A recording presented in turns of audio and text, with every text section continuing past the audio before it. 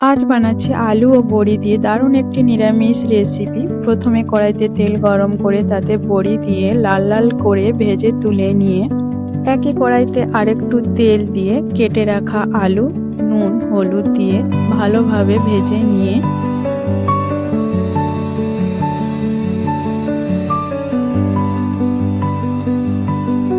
আর একটু তেল দিয়ে গোটা জিরে, তেজপাতা, আদা বাটা দিয়ে নাড়িয়ে নিয়ে সামান্য জল দিয়ে ভালোভাবে নাড়াচাড়া করে নিয়ে একে একে হলুদ গুঁড়ো, লঙ্কার গুঁড়ো, জিরে গুঁড়ো, টমেটো বাটা, ফেটানো টক দই দিয়ে মশলা ভালোভাবে কষিয়ে নিয়ে ভেজে রাখা আলু অল্প নুন দিয়ে ভালোভাবে কষিয়ে নিয়ে অল্প জল দিয়ে জল ফুটে উঠলে